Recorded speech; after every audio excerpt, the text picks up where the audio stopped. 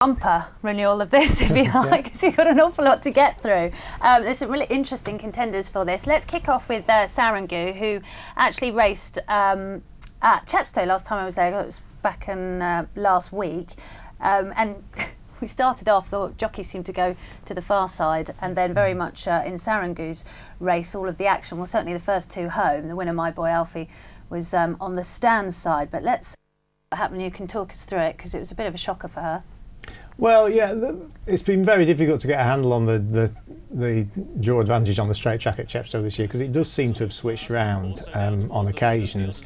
But clearly in this race there are three horses that raced for most of the race on the stands rail, and they finished first, second and fourth. And Sarangu, who you can see in the centre group in the yellow and green colours, comes through with her challenge, beats those horses that she races with in the centre group quite nicely, but she can't cope with the three horses that have raced against the stands rail. And I would say it's probably too much of a coincidence to suggest that those three horses were not advantaged in some way.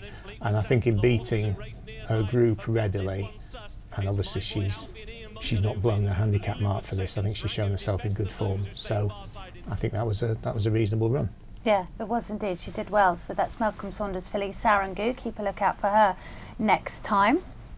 We're sticking with Chepstow, in fact, on the same card, I think from memory, a little bit later on in the afternoon, and we had certainly the best backed horse of the day, Grandad Mack, winning this particular race. Kinia looked to be the main danger in the race, but it all went wrong right from the start, because she didn't appear to want to jump out the stalls, Hugh. Yeah, and obviously you have to bear this in mind if she's a short price next time, which she may well be, but it's worth putting in because she's clearly shown herself to be well handicapped in the actual race. You can see she's lost about 10-15 lengths. You would have to say they didn't go a mad gallop early on, and so that probably wasn't quite the difficulty that it would normally be.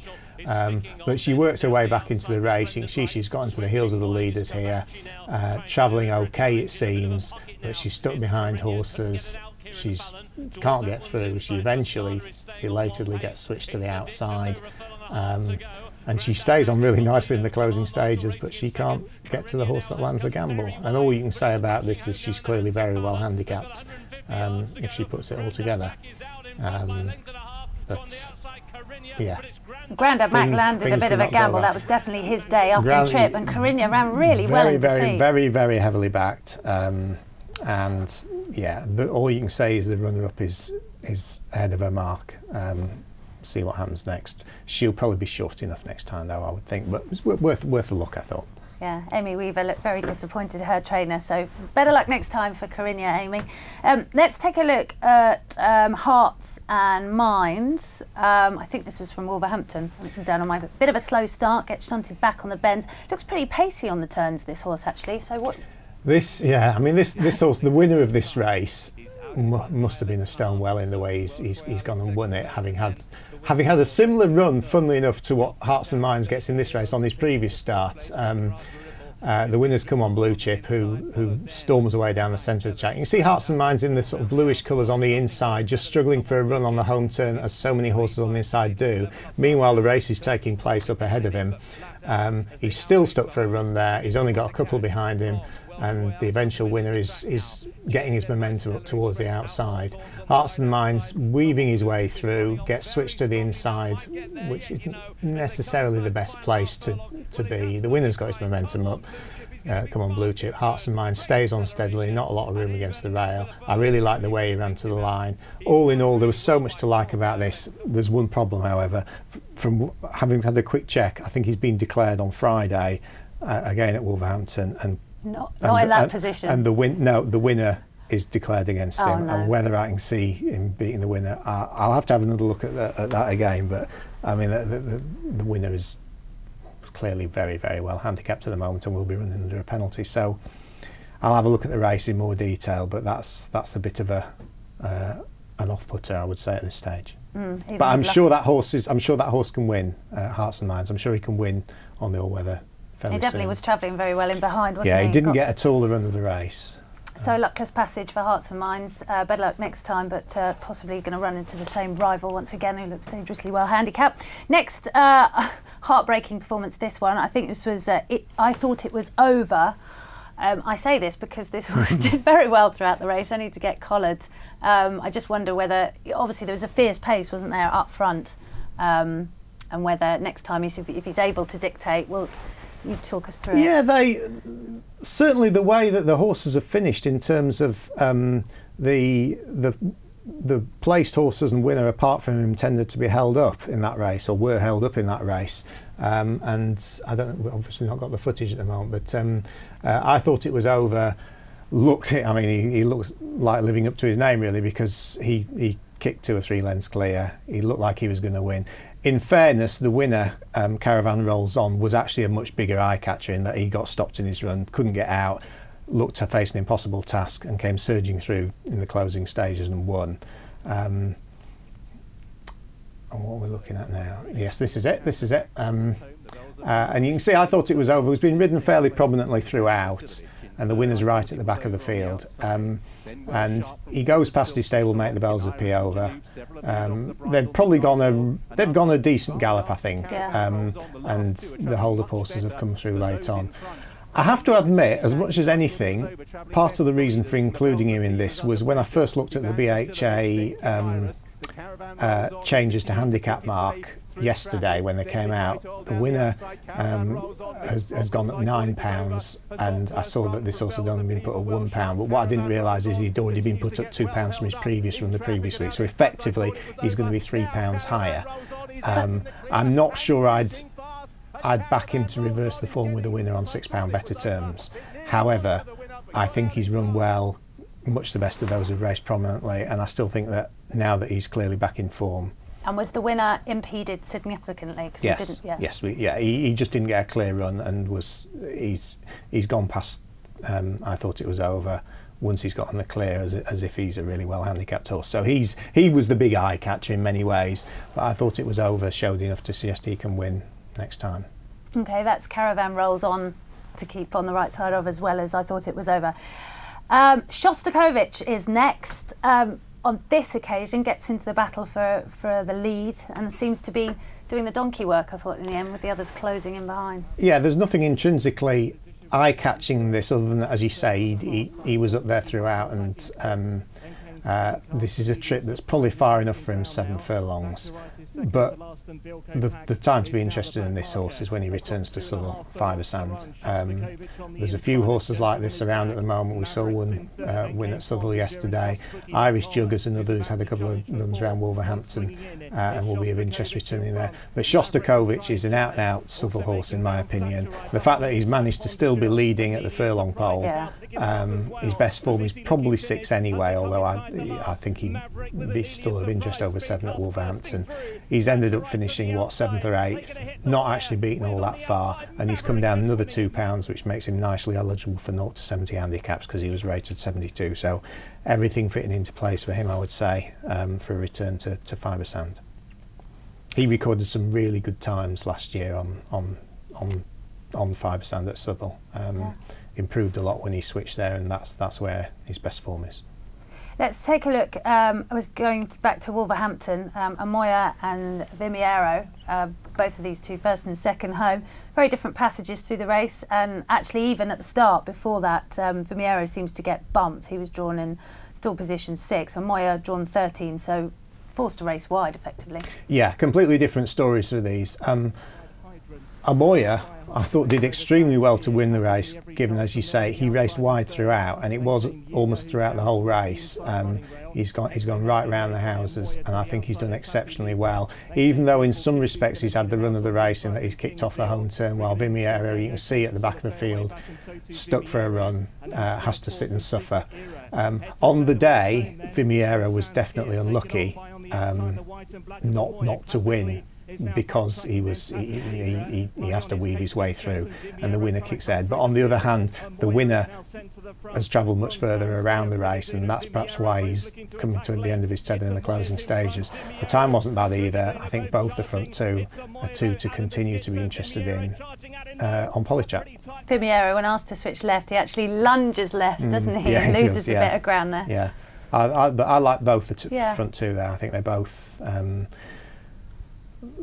both horses that will win on Polychat this winter. Next up, we're going to take, this is Askot again now, isn't it? Yeah. Saint Loire and I'll Be Good. Both horses seem to end up at the back of their groups, as they're sort of in two groups and then they merge together and they're basically behind horses. So. Yeah, you're looking for the two horses in sheepskin nosebands here, and for different reasons. Saint Loire, more of the pair, I think, because he came from a poor draw, travelled well, has given up a lot of ground edging across to the right, didn't get a clear run, and he's been dropped a couple of pounds for this as well. I'll Be Good just got no run at all. You have to say, when it finally became clear for him in the closing stages, he didn't pick up. He might be better off on slightly softer ground.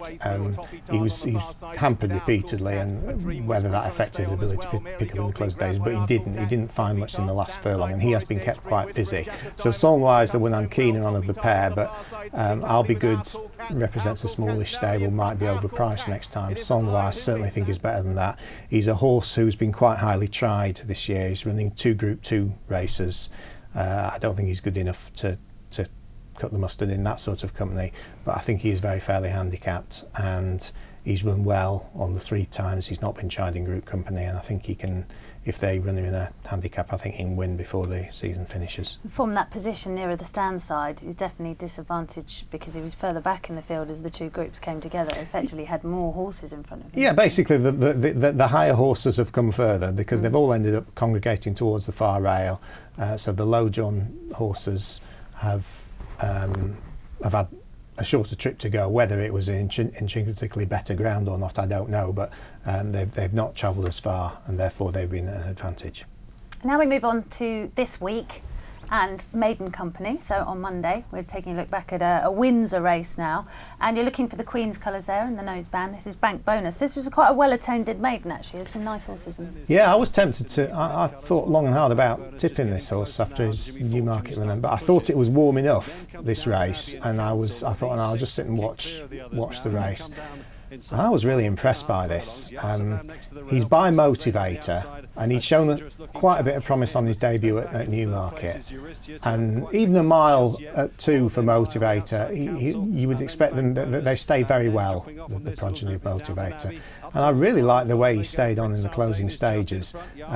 He's just never quite getting to the front 2, but again he shaped as if another step up in trip would suit, and on the hands and heels he's really closing them down in the closing stages, and he just gets a bit short of room at the end.